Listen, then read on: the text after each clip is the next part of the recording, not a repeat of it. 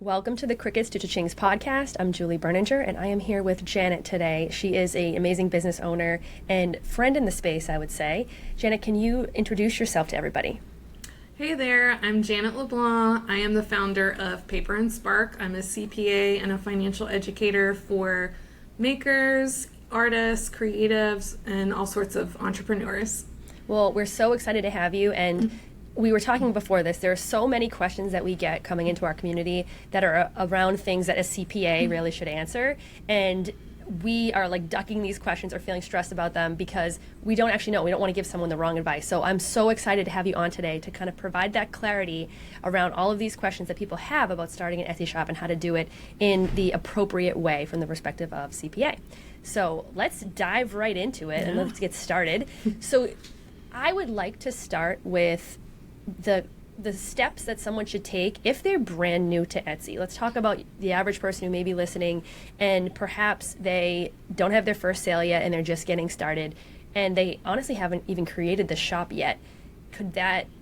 What would be the first steps that this person should take? I think the first thing to know and understand before you do any action is to get a gist, at least here in the US, of what is a business and what is just a hobby, because then you can get clear on whether you need to take any action when you're thinking of setting up that shop. So a business in the eyes of the IRS is an activity that is carried on with the intent of earning a profit. So it is not about like a dollar threshold that you have to hit. It's not even about actually making a profit. It's if you're doing this activity with the intent to make a profit. So for a lot of us getting started on Etsy, we are doing it with an intent to make a profit, right? A hobby, on the other hand, would be examples like a garage sale. I'm just destashing some things to like bring in a few extra dollars. I inherited grandma's yarn stash and I'm going to list them on Etsy at like whatever I think they cost and make a few extra bucks and then probably close the shop down. Things like that would be not for profit, right? But if you are going to set up your Etsy shop with that intent to make a profit, then yeah, there are some things you want to be ready to do, some actions you want to be ready to take within the first few weeks of getting set up ideally. The first one to think about is getting your DBA permit. DBA stands for Doing Business As. So it's a DBA permit or a DBA license, or they may call it an assumed name or a fictitious name, license or permit. Every area likes to call it something slightly different just to make it more confusing for us. But this is something usually at your county level that gives you the legal permission to run a business or that Etsy shop under a name that's different than your own legal name. So my first Etsy shop, for example, was called Lazy Owl Boutique, which is a horrible Etsy shop name. I don't know why I chose that, but I got a DBA permit for Lazy Owl Boutique because that just gives the public notice that Lazy Owl Boutique is Janet LeBlanc, right? So unless my shop's going to be called like Janet LeBlanc Designs or whatnot, I need that DBA. And that's something that you do at the county level. It's usually pretty inexpensive, but it is something that you want on your radar. The other thing that I would think about doing as early as possible is opening a business bank account. It is not something that you're necessarily legally required to do from the beginning, unless you're going to be registering as like an LLC or something like that. But it will make your bookkeeping life a lot easier, and it will be better in the unlikely event you're ever audited. You'll have that separate paperwork just for your business. And it's totally fine to fund your business bank account with personal funds when you're first starting out because you don't have any revenue coming in yet. That's okay. So those are probably the first two things that would be on your radar if you're looking to open up a new Etsy shop. Okay, and then in terms of the Doing Business As or the DBA, we're talking about obviously US based sellers. This is a US thing. Okay. Yeah. And then in terms of do all counties, is this something that is required or is this just best practice? Like what would you say in general? It can vary by location, but I would say in the most general terms, like 99% of the time, if you are running a business in the US that's different than your own legal name, it most often is required. If you kind of skip ahead to register as an LLC right out the gate, so that's like a different type of business entity, you usually get the LLC registered in the business's name, and sometimes that like takes the place of getting the DBA because it's all doing it like in one big step. Mm-hmm. So either or, those will work. Okay. And I've definitely registered a lot of LLCs. I have a lot of businesses, and I have used an online service just to kind of make it easier, which you have to pay for, but it's you could do it yourself or make it easier. The DBA, though, I'm guessing you just do it yourself. Like you would Google your county and DBA. Yeah. Okay. So in terms of who should do this, I mean, there are a lot of different sellers. We can't give legal advice, right? But would you say before you start your Etsy shop, you know, you get the name, or when after you open it, you get the name. That doesn't change. I guess what I'm trying to ask is, it doesn't change anything in the Etsy shop. Like when you do the DBA, you don't have to change on the Etsy side because you're doing business. The Etsy knows that it's your name and your bank account or whatever. Yeah. This is just something you file with your county to say, this Etsy shop is me. You don't have to submit proof of getting that DBA or anything to Etsy. Like they don't care. They're not going to be looking for that. Ideally, like rewind from getting the DBA. When you go to set up your Etsy shop, you're doing all that research into like, is the name I'm thinking of taken? Is there an other shop out there with a similar name? You probably want to check and make sure the domain is available in case you ever decide to graduate onto your own site. See if it's in like the trademark database or whatnot. And once you decide on that name and you're like, my Etsy shop's going to be called this, then get the DBA for it. That just protects you legally from getting in trouble there with that, or having someone else in your county from taking it too, I guess, which would be pretty unlikely. Yeah, Lazy Owl Boutique, I'm sure there was a lot of competition. Honestly, though, I don't think there's any bad Etsy shop names, to be honest. I think it's, you know, because most people, they let the name stop them, right? But you just got to pick something. The swag elephant, what is that? You know, that's we my spend Etsy a lot shop. of time over analyzing the names of things that I think don't really matter. Yeah, 100%. Okay, so one thing I wanted to ask you, as someone that has done this for 5 years, I have seen more recently than I ever saw of Etsy suspending people when they're doing stuff, when they're starting their shops. And it hasn't been everyone, because we have a high volume of people that are joining our course, and it's not everyone, but it's been more people than we've seen overall. And I get it. There are a lot of spammers that have taken to Etsy recently, so they're just trying to come up with a technical algorithm way to look at millions of sellers and figure out who's suspicious or not. But for the most part, they're probably getting it right, but we're seeing a lot of examples of people getting it wrong. What makes me kind of nervous is like messing with putting all that stuff in Etsy. Like, you've obviously worked with a lot of sellers in your community. Have you seen that happening? And maybe it's something that we're not giving them missing advice on, or like, what is your take on that trend? How to avoid getting your shop suspended? Yeah, have you seen that too amongst your community? I have seen it a lot in like bigger internet forums. I haven't found to experience it more than usual in like the Paper and Spark community. I haven't really thought about it that much, honestly. The biggest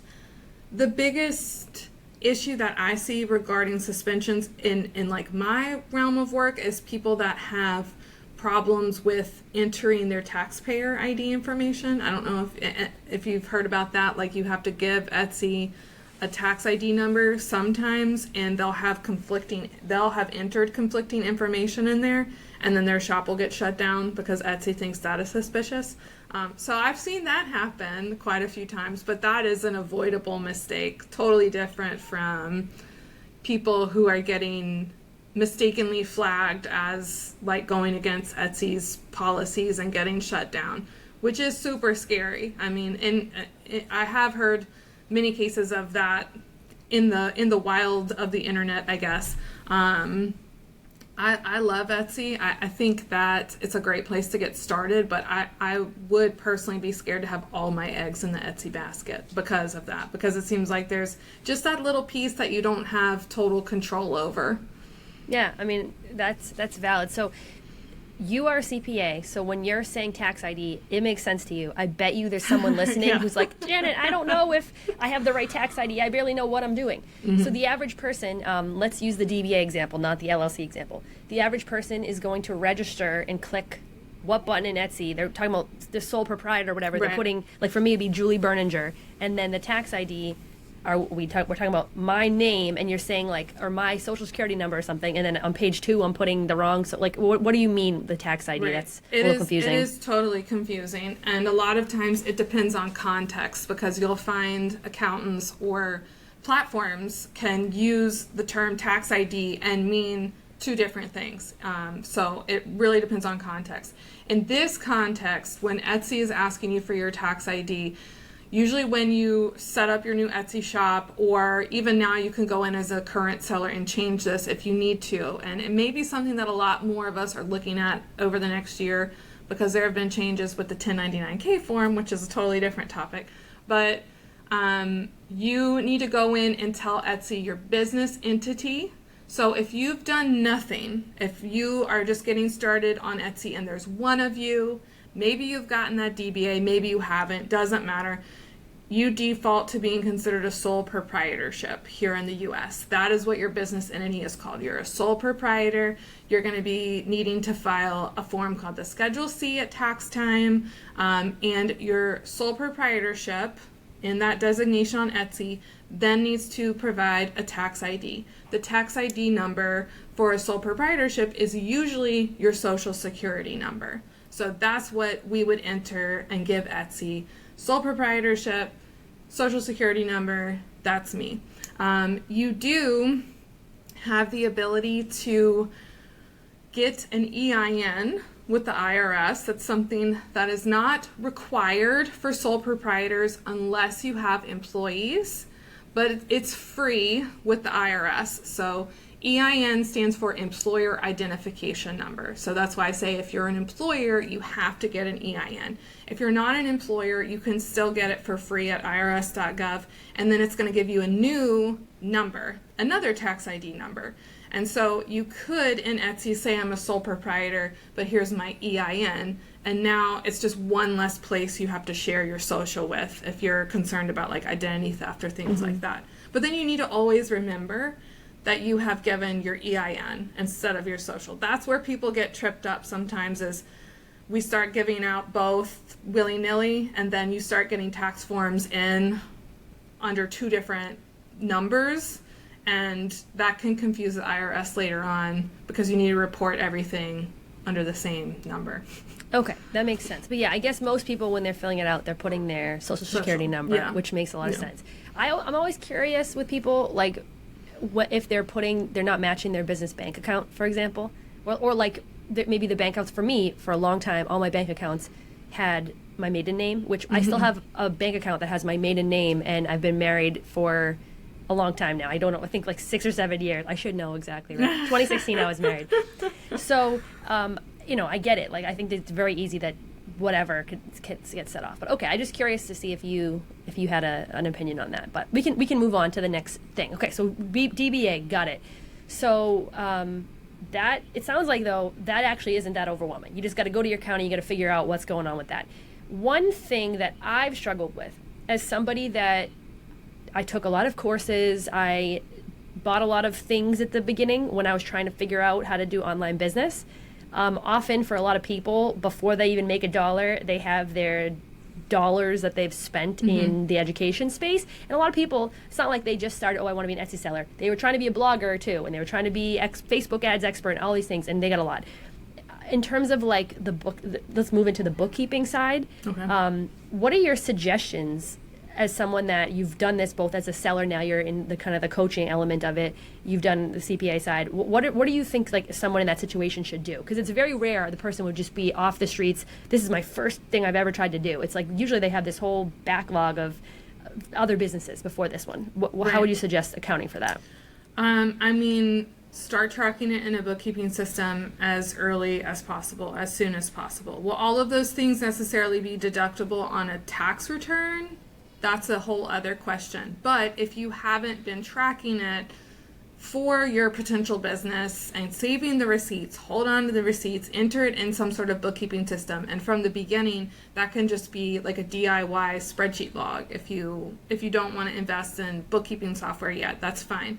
Record it somewhere, hold on to the documentation, and then once tax time comes, if you're able to deduct that stuff, you've got the record keeping and the documentation that you need to back it up. It's totally, like, as far as deductibility comes, like, can I claim this on a tax return? If you are running a business, if you're doing it with that intent to make a profit, right? Because I know we may try a few different things in the beginning and spend money in different places. Once you get the business itself going and you've decided this is the venue, the industry, or whatever that you're going to be working in, anything that is ordinary and necessary in the course of running your business can be deducted as a business expense on your tax form. So you usually can't claim deductions from past years. So if it took me like 3 years to figure out what I want to do, like, I can't claim the 3 years ago business expenses. Usually, I'm talking in like general terms. But yeah, I mean, there's not going to be any harm to you from having tracked that. It's only going to make your life easier once it comes time to actually do your taxes. And once you start making sales, you'll want to know how much money you've spent. You'll want to know at what point you're making a profit, so that you can make smarter decisions and grow and be sustainable. And you'll only have the data to see those sorts of things if you've been tracking it in a bookkeeping system, right? And that makes tons of sense. And by the way, to qualify, Janet is a CPA. She is not your CPA. So thank you. Definitely you want to do... Legal disclaimer. Yes, you want to do any discussion with your own professionals, of course. But right. I've kind of seen that too. And I will say to everyone, the number one thing I've seen in the past 5 years or so of doing this is people move on very quickly and they're not actually honed in on one thing. So what I kind of love about taking the steps to make this more serious that you're talking about, it like locks you into Etsy is going to be my thing. Like, forget about the blogging, forget about all this. I'm going to focus on creating a profitable Etsy business, Etsy shop, and almost like getting yourself to the point of making this an actual business and it's not just like fun. Because I think for a lot of us, this is like replacing reality TV. Us listening to someone teach us something new. We just love learning new things, and this is fun. And at the end of the day, some people unwind with a book, some people unwind with a little bit of TV, movies. For a lot of us, we like to unwind with this. Like, we love to just like learn new things and fool around on our computers and whatever. But I think if you're struggling with that to the point that you're not actually profiting like you were hoping, part of it is like just pick one thing, like get one skill, get sales on Etsy, and then you can say like, hey, I've succeeded with this, I've learned one skill, and then you'd be so surprised like how quickly all those skills kind of habits stack and they get you going to where you're going to be.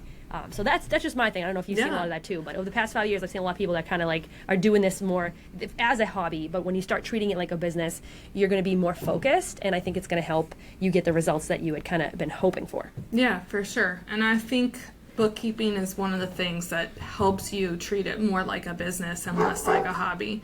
We take action and make changes based on what we're measuring and what we're monitoring.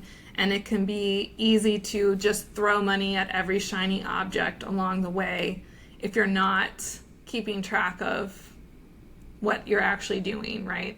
Plus, it's so rewarding when those sales finally start coming in and you can see those on your books too. 100%. So when you're saying bookkeeping, you mentioned software. Is that something that you recommend that people do, or are people like using a Google sheet? Like, how is this happening? Particularly, let's talk about in the budget case, like brand new seller, already spent money on a course or courses to find their way. What would you say they should be doing here? I firmly believe that the best bookkeeping system for anyone is the one that they actually understand how to use and update consistently. So all of our brains work differently. There's probably going to be one method that makes the most sense for your brain, that clicks with how your brain works the best. So it may take some trial and error. That being said, it's something really important for you to do, and it's something a lot of people don't like doing. So don't give up if the first option you try like isn't your favorite. Bookkeeping is simply the act of tracking your transactions in some sort of log, some sort of safe place, right? So that could be as simple as logging things in a notebook. That could be opening a free Google Sheet and typing things in there, or you could invest in software. So I am biased to my Paper and Spark seller spreadsheets. I have one that imports in sales and fees from Etsy, made especially for Etsy sellers. That's actually what I got started with.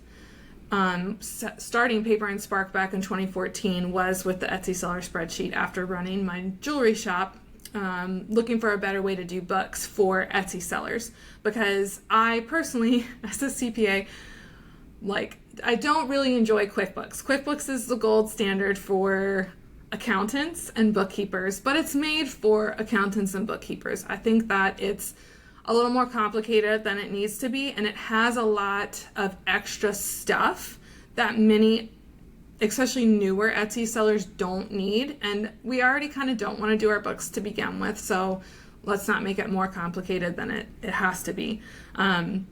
There are options for software other than just QuickBooks. You can look at Wave.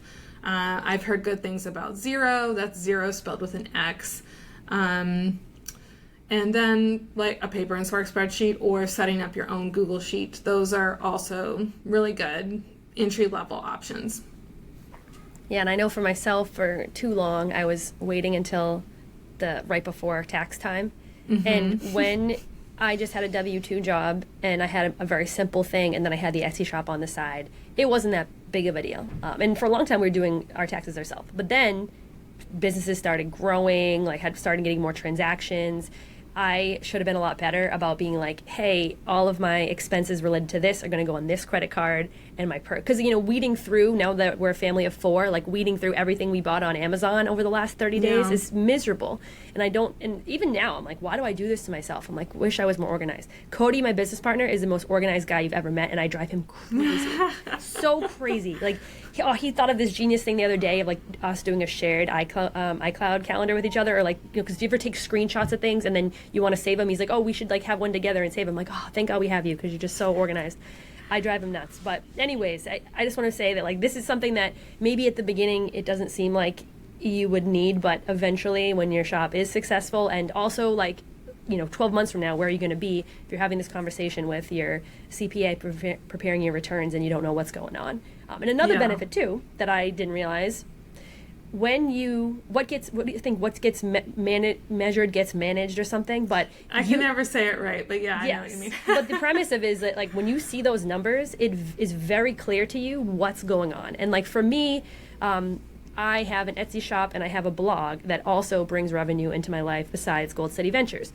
So I would say sometimes I neglect the blog a lot, but when I do the bookkeeping, it becomes very clear to me of what am I getting profit-wise? What software am I paying for? That I'm like, why am I still paying for this software? Mm-hmm. I'm not getting the return, or I am getting the return, or whatever. So I can make business decisions based on seeing where I'm spending my money and better allocate it. So I would say It allows you to be a little more opportunistic, and you can make better decisions for your overall business. For sure. Yeah. I think a lot of us, especially as creative types, we make a lot of decisions based on feelings, based on emotions. As an Etsy seller, it can feel like your shop's doing well. It can feel like you're always busy fulfilling orders, but then you go look at your bank account and you don't have as much money as you thought, and you're like, where did it all go? If you haven't been doing your books, you're not going to be able to come up with the answers to that question. Or if you have been doing your books, you're going to see those facts a lot faster than the feeling of, everything feels fine, but there's just no money in my bank account. So you can see I'm not pricing appropriately, or I'm eating up all my profit margin on shipping. I'm not charging enough for shipping, or I need to stop offering free shipping, or whatever. You'll have the data and the facts there to actually make those decisions before it's too late. Yeah, and I know how easily this can happen. Even for myself, And does your spreadsheet that you sell pull in ads at all? Does it like track what's spent on ads, or is it just it has the general ability expenses? for you to enter that in. I tell you where to find that particular fee because it's not on the CSV that you import in, but we do have a place for that. Yeah. Yeah, because I feel like with myself, because obviously I got a lot going on with Gold City Ventures. It's hard to understand how much work it is running a business of this scale and then also focusing in your Etsy shop. So sometimes I'll find I was being a little too hands-off regarding my ad spend. And then I'll look at the end of the month and I'm like, well, what happened? And I'm like, well, I forgot to like turn off this ad campaign that I know I should have turned off, or like I kept it up the high budget, forgot to bring it back down, or like I didn't click. Sometimes like when you add new products to your lineup, then you forget to take. Sometimes I like to leave the ads on, see what's going to happen with them, and then I forget and take it off or whatever, or the landscape changed for whatever reason, and then I let the ads go wild, and then I look and I'm like, oh no, I cut in my profit way too much because I wasn't paying attention to the ads. So that's another example I think for anyone that does run ads, why bookkeeping could really help you, because then you'll see at the end of the day, particularly like you said, if you're a handmade seller and you need to worry about cost of craft supplies and shipping and all these extra elements of it, we're not doing this for a hobby, we're doing this for profit. So it really would guide, and then you probably change the type of products that you would sell, or what you want to focus on based on how it's affecting your bank account at the end of the day. So huge. I see it with digital product sellers too, honestly, because a lot of us as digital product sellers think we can just price this at whatever. I can sell $2 sticker packs and I'm going to make 100% profit on it, right? So there are so many like secret things that eat up your margins, even as a seller that doesn't have product costs to consider, that I think make it really important to do your books and stay on top of your numbers too.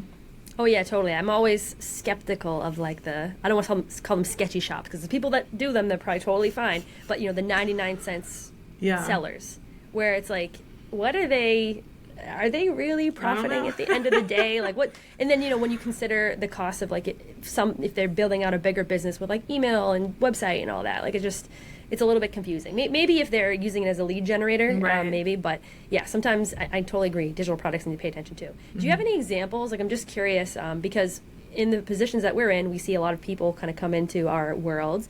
And is there anyone, are the people that are purchasing from you, do they ever tell you like, hey, I'm Susan and this is my shop, and you can kind of get a sense, because you're sitting in an interesting position where you can, if people are showing you how they're using your spreadsheet or helping them with it or whatever, what are you kind of learning from that? I'm just curious.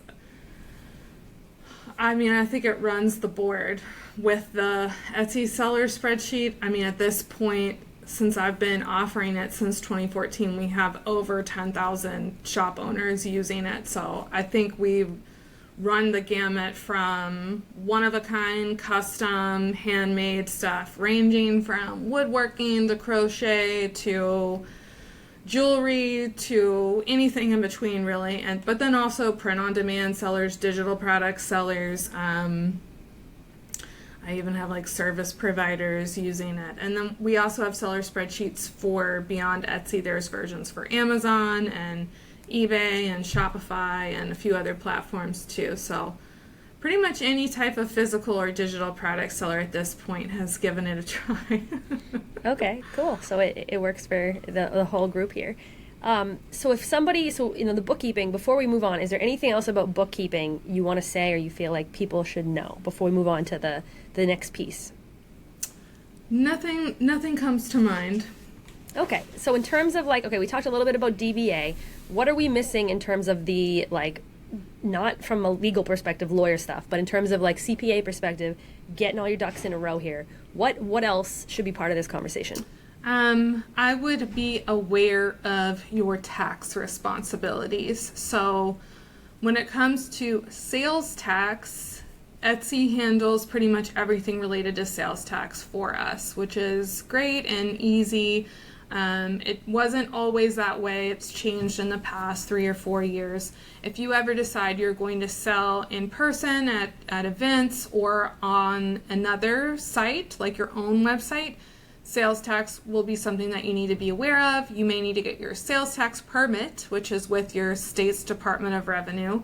So just have that concept on your radar.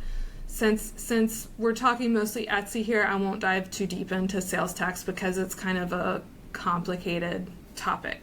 Other than sales tax, so sales tax is charged to your end customer. It's handled by your state. You pay it to your state. It shouldn't really be any money out of your pocket, and Etsy's doing it for us, right? Income taxes are a whole other animal. This is governed by the federal government here in the U.S. Most states also have income taxes, and we are responsible for that. We're responsible for that at tax time, which for most of us, if we're sole proprietors, our income taxes for both ourselves and our business will be due on April 15th every year. So you want to be prepared to report all of your sales from your online business. You want to be prepared to subtract out all of your business expenses, those deductions you've hopefully been tracking in that bookkeeping system, and you will potentially owe income tax on the net result of those two numbers. That's like a very simplified version of how income tax will work. But the other thing, just know, be aware that you're going to be responsible for that at tax time. That catches a lot of us by surprise at the end of the year or like April 1st. That's why tracking everything in your books is so important. And then also, don't be under the misconception that like Etsy may send you something or deal with that for you, or like tell you what you're supposed to report, because that is continuously changing, and most of the time, or a lot of the times, they're not going to send you anything. You're not going to get anything for them. Like, it's something that you are supposed to be ready to deal with. Yeah, that makes sense. And I mean, I know the U.S. in general, sometimes you may go through this whole thing, and then if you don't make, I think is it $3,000? If you don't make, I thought there was some dollar limit. It was like, if this is under $3,000, actually you might not owe, or it might be considered a hobby. I don't know. I forget exactly what it is. Is that like a thing? No, it's not a thing? There's okay. No revenue or income threshold for whether you need to report your shop sales.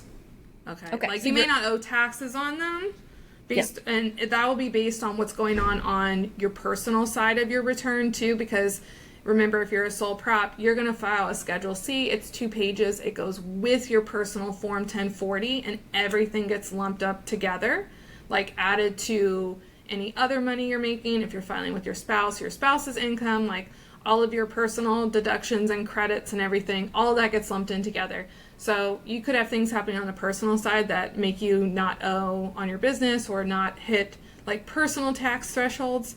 But the only like numerical threshold that really applies to us as Etsy sellers, and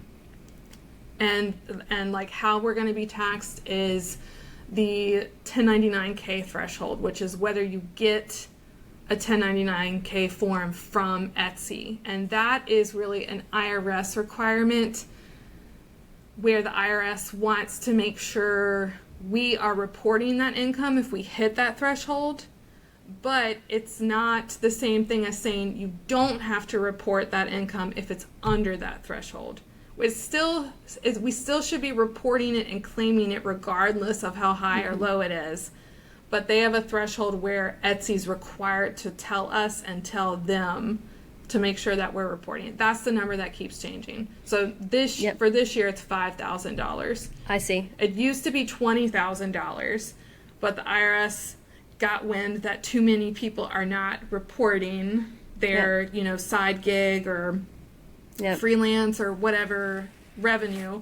So they've actually said that they're going to lower it from $20,000 to $600. It's a super dramatic drop, right? So anyone making $600 or more on Etsy, on eBay, via PayPal, anywhere basically, is going to start getting that 1099K form, and the IRS will start getting a copy of it as a heads up. Janet made $1,000 on Etsy. Make sure somewhere on her taxes she's reporting $1,000 of revenue. But they've had trouble. I don't know. The $600 thing was supposed to happen in 2023, and every year since then they've been like, "Oh, we're not ready to do it yet. We're not ready to do it yet." So now they're doing a stair-step approach where this year it'll be $5,000, and then I think next year it's going to be $600. So okay, that makes sense. That's where the dollar amount confusion comes from, I think.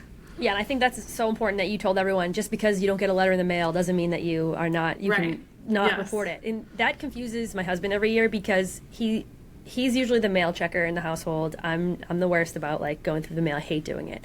But at the end of the year for my blog, Etsy is a little easier because I'm not getting the income from many sources. But from the blog, I'm doing affiliate marketing, all these various things, and sometimes I'm not making over whatever that threshold, or I'm making not over the threshold. So like if you added up all the forms that I got and then I compare it to my spreadsheet, I'm like way off. It's just Right. the spreadsheet's more. So yeah, I totally see why it's important for everyone to kind of keep all of this. Yeah. It's So hard it to makes keep some track sense. of all the things, but that's why keeping that spreadsheet is so important, because that, just because it's not on a form doesn't mean you didn't actually make that money, and you want to know that for both tax purposes and just to run your business, right? Yeah. So in terms of your background, like, do you ever do tax prep too? Like, did No. you start doing tax prep? Like, how does a CPA kind of get into this whole thing? I did tax prep long ago, but I was in corporate accounting, so I didn't do like individual or small business, like this small micro business returns. I got started in accounting, public accounting, and then corporate accounting right out of college. I hated working in the corporate world. Being in a cubicle just wasn't for me. And not long into working in corporate accounting, I started a side gig selling handmade jewelry on Etsy because I needed a creative outlet. I like to think I'm pretty creative for an accountant. And I needed something fun to do on the side. And I loved being an Etsy seller. I loved getting to be part of the maker community. And I think I took a course long ago when I was trying to grow my business that was like, what makes you unique as a seller, as a maker? And I kept being like, the only thing that makes me unique is that I'm an accountant, because I don't think there's that many accountants making jewelry out there. There are, but not a whole lot. And between that and people, I just kept stumbling into questions that other artists in my community had about this side of running a shop. There's so much misinformation out there.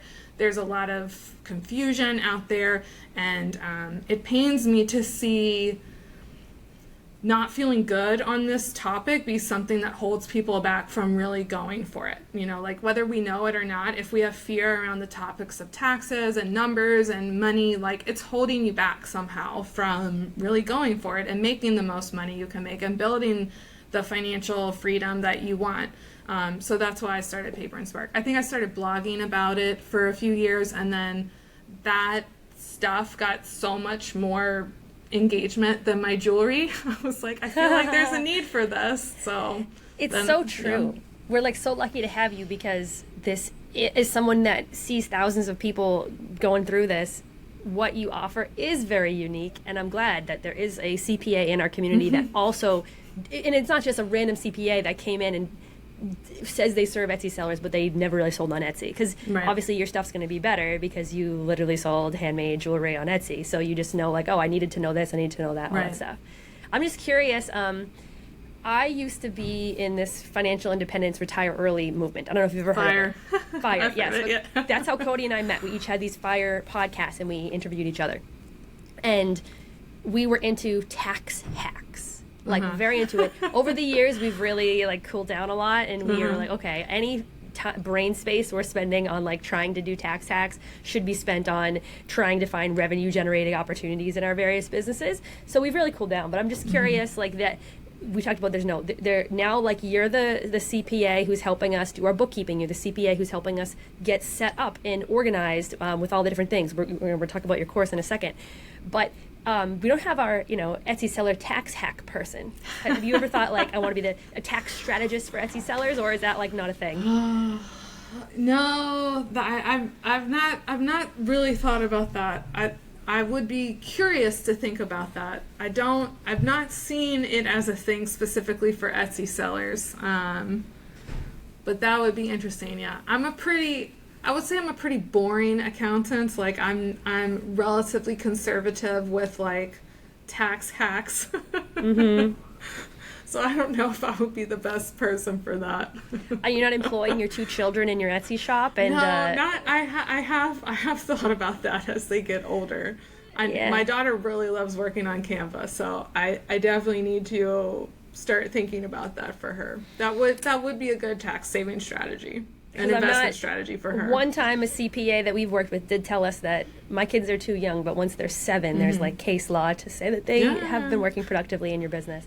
So I'm always interested in like hearing about those type of things. So I don't know if you had any tax hacks that we should. I mean, in general, just tracking your expenses is a hack, because I think a lot of us who aren't tracking our expenses at the end of the year, we do look and we're like, oh, this can be, we don't know someone's personal situation, but it could be something that you could deduct if it works out, and that could help you in terms of your overall tax liability. I don't know. It depends on the person's situation.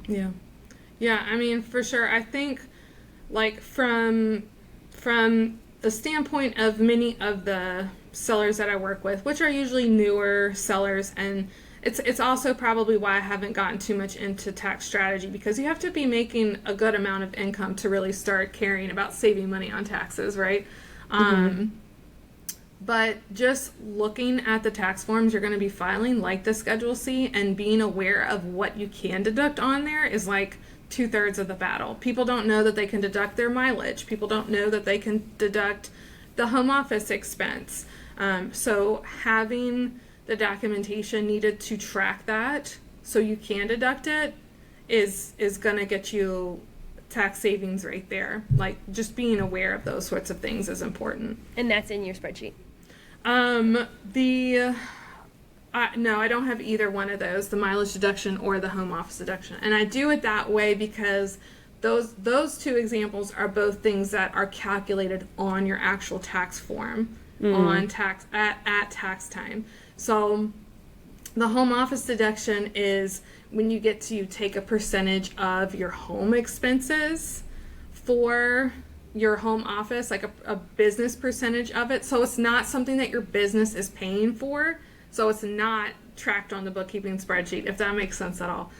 Or you may even just take the simplified method, which is $5 per square foot. So like you can calculate that right on the Schedule C, but you wouldn't necessarily need to enter it into your bookkeeping software. Make sense? Okay, that makes sense. And I know every year our accountant would send the home office form where, for whatever reason, the me having to take out a tape measure and figuring out how big this space is, it just throws me for a loop. And this is in my basement, and I'm like, well, when I look at the square footage of my house on Zillow or whatever, the basement may not be included. Like it always stresses me out. I'll be honest with you. But it's one thing I want to mention. I want to end on this.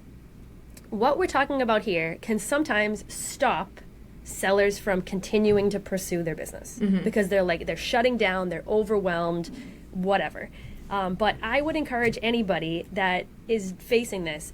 It's just like facing a new problem for the first time in any aspect of life. At the beginning, it seems really difficult. But then by the time you do a lot of businesses and you experience growth or whatever, you just kind of learn it. Like for us, we had to learn, for the digital product sales, we had to learn commercial use versus personal use and things. The first time I ever read that, it was a little overwhelming. And then I figured it out, and now it doesn't even faze me.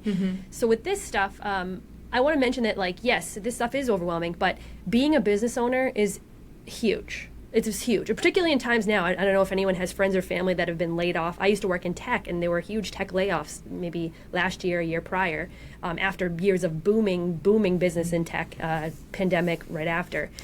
And when you find a way to make money outside of somebody else, outside of employer, outside of someone else paying you, you actually feel more confident rather than less confident, because you're like, okay, I can always, if my family needs something, I can always fill the gap. I mean, maybe at the beginning you're not going to be a super millionaire from this, but you're like, I could fill small gaps to make it through difficult times. And I like being in control of my own destiny versus my employer, where I don't even know, do they know what they're doing? Am I just a number at the end of the day where, if they have to do layoffs, they just got to cut a whole division because they need to get leaner faster, which happened.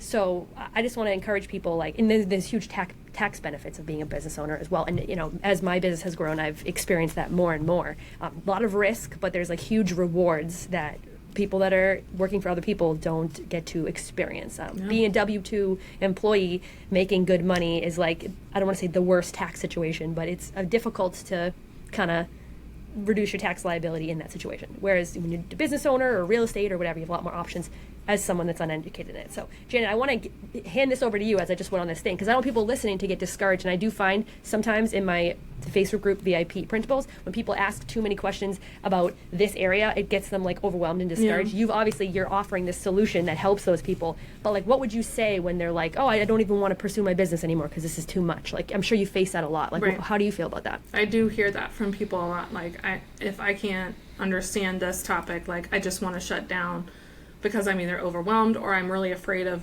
doing it wrong and getting in trouble, and I don't want to take that risk. It is totally possible for you to learn and understand this stuff. You are 100% capable of understanding this stuff. I think that there's a lot of like gatekeeping, and the IRS likes to make it more confusing than it truly is. It's really not rocket science. I think that the fear just comes from a lack of knowledge and a lack of confidence when it comes to it. That is why I created my program called the Get Legit Toolkit, which is designed to help product sellers specifically with those topics, understanding your financial responsibilities kind of from beginning to end when it comes to getting started with a new shop, with selling a product online or in person, really. Okay, cool. And we're going to link to the bookkeeping spreadsheet and as well as the Get Legit Toolkit below as well. And thank you for providing that perspective, because I just want to encourage everyone to kind of push through. And you mentioned being scared to do it wrong. I think all of us, we grew up, we didn't want to do anything wrong, right? Like, it's embarrassing to do something wrong. Like, oh, if I do something wrong, like, everyone's going to know that I'm bad, or I don't know why. I feel the same way, right? But as a non-CPA, from my understanding, okay, you did it wrong. Like, are you, Bernie Madoff's or whoever, like, doing it really wrong, like really doing something crazy, or did you like misaccount for like $400 and right? It's like, and then what happens at the end of the day? From my understanding, and you can speak more to this, you would just, if you did get an audit, your accountant or CPA prepares the audit and like, oh, whoops, you're bad, or like, nope, incorrect, or whatever. Like, it's not the end of the world. You're like, probably right? not going to go to jail. Yeah. Yeah, like probably not. Like, no one's going to come take your house because you like did this You're wrong. You're probably not knowingly committing fraud. Yeah. Yes, and there's people, I mean, for all of us that are trying so hard to do something right, like there's people that are trying so hard to do something wrong, like in the other direction. Like, right. That's who people probably are focusing on, not like us. So, I do find that as a common objection of why people like aren't successful with this, or they don't want to get ahead because they're just so scared of doing something wrong. But it's like, well, even if you did, it's not the end of the world. Right. Really, and I mean, like, working with like thousands of other business owners at this point, like, I've seen every mistake possible. Like, give yourself some grace. There have been a million other people who like forgot to register for their sales tax permit or didn't deduct their inventory the right way or whatever. You're not alone. And there's no reason why you should have known this stuff. Like, why would you know how to deal with sales tax right out the gate? No one teaches that. There's not like a tax 101 manual you get when you sign up to sell online, unfortunately. So, like, know better, do better, give yourself grace. It's going to be okay. Like, just because you didn't know it right out the gate doesn't mean that you can't learn it and fix it and do it properly at this point. Like, yep. So with your course, do you have a support portion as well? Like, if okay. So if somebody's listening is like, my name is Kelly, I live in Arkansas and I sell coffee tables, and I'm trying to do this, and I'm not sure like what I need to do in Arkansas, and I live in this county. Yeah. Like, there's a support element that they would be able to get answers on.